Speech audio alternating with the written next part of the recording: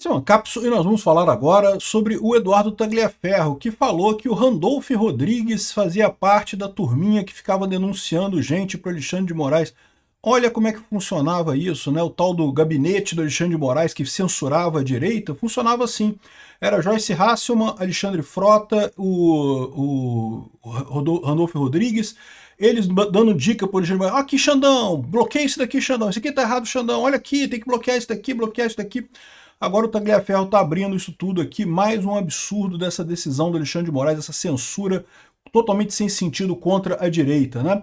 Vamos falar sobre isso e também sobre o próprio processo contra o Eduardo Tagliaferro, porque agora ele está sendo perseguido pelo Alexandre de Moraes também, evidentemente, né? Teve suas contas bloqueadas e coisa e tal. É mais um dos absurdos feitos pelo Alexandre de Moraes. E, aliás, eu vou aproveitar e vou falar também do dossiê contra ele, que tem aqui todas as informações, todos os atos ilegais feitos pelo Alexandre de Moraes ao longo dos últimos anos aqui. Muito bom, isso foi organizado pelo Rodrigo Manciel. Essa notícia foi sugerida por Venezuelando o Brasil, ginecologista da Janja e várias outras pessoas. Obrigado aí ao pessoal que sugeriu notícias lá no nosso site, no visãolibertaria.com. E obrigado a você que está assistindo o nosso vídeo. Se você gosta do nosso conteúdo, por favor, deixe o seu like, se inscreva aqui no canal, né? Aqui, ó, vocês sabiam que tinha um senador de esquerda que vivia no gabinete de Moraes e sempre mandava mensagens para ele no WhatsApp com publicações da direita para serem perseguidas? Moraes, em um grupo, ele determinava que fosse relatado.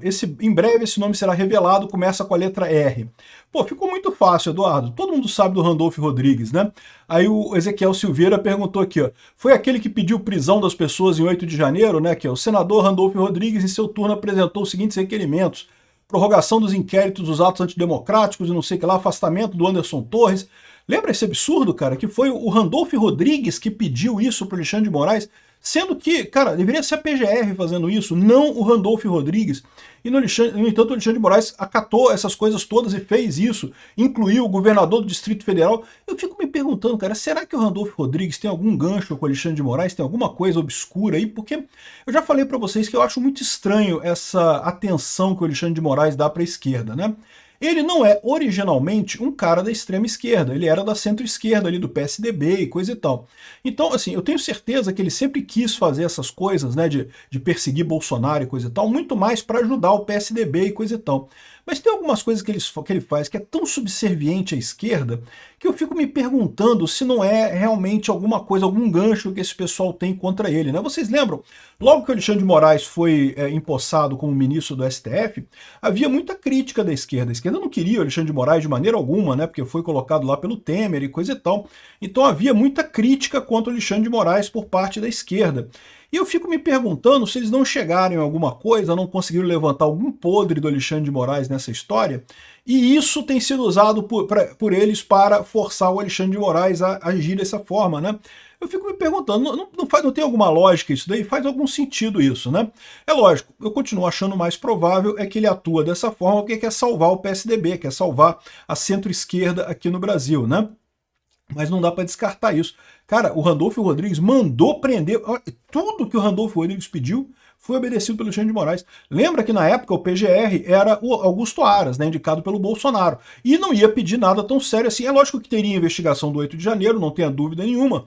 Mas olha só, um deputado, um senador, né, da oposição pede isso para o STF e o STF obedece. Tinha que ser a PGR isso. Esse cara não pode pedir esse tipo de coisa. Foi um dos absurdos que a gente fez sobre o Alexandre de Moraes, né? Então tá claro agora, o próprio Tagliaferro confessou aqui que é isso daí, ó, que ficou fácil, o pessoal descobriu, todo mundo descobriu quem é, que é incrível como todos acertaram. Ele, Pacheco e Frota são inimigos do Brasil, né? Eu tinha falado da Joyce Hasselmann, me falaram que também a Joyce Hasselmann de vez em quando também mandava essas denúncias, né? Ela estava junto com o Frota, ou seja, o Gazela Saltitante, o Pacheco e o Frota seriam os inimigos do Brasil, né? O Frota, será que é o Frota com Xandão, cara? Será que é alguma coisa desse tipo que o Randolph Rodrigues tem contra ele, né? Incrível como é que esse pessoal tinha poder, ou tem poder ainda sobre o Alexandre de Moraes, né?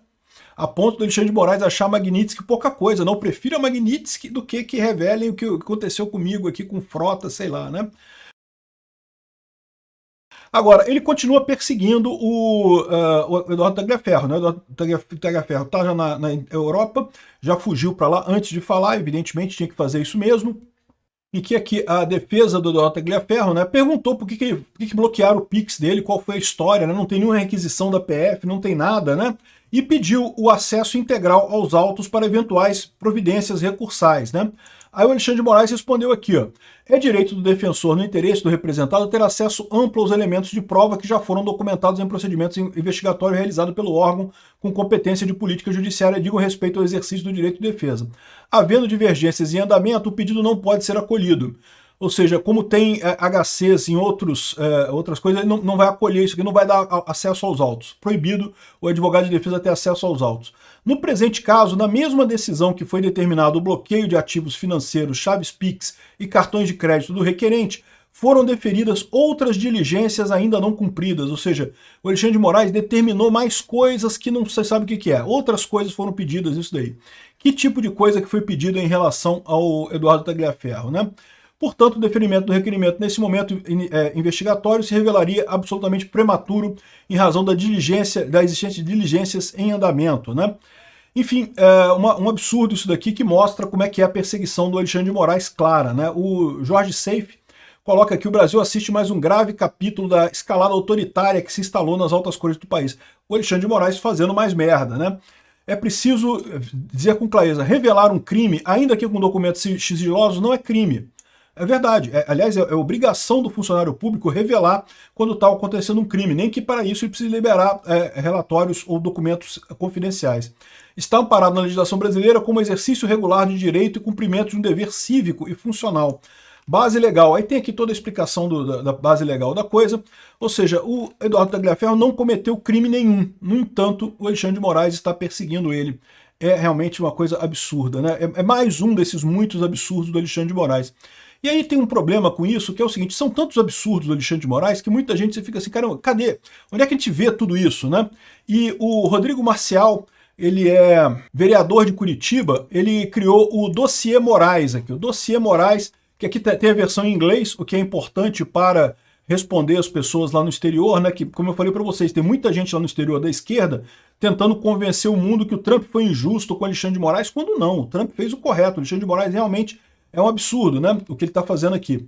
E aí ele lista aqui todas as ilegalidades feitas pelo Alexandre de Moraes, né? A última foi no dia 4 de agosto, quando houve a declaração da prisão domiciliar do Bolsonaro, de acordo com falha em atender algumas medidas cautelares, né?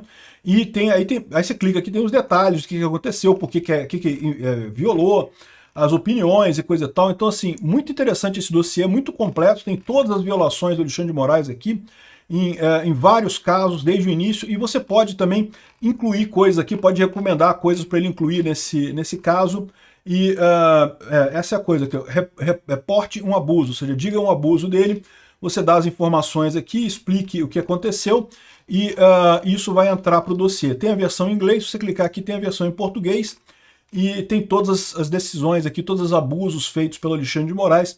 Talvez já seja o caso de incluir esse aqui do caso do Eduardo Tagliaferro, que é mais um absurdo feito pelo Alexandre de Moraes, né? Realmente é impressionante isso, eu espero que esse cara seja contido para o bem do Brasil.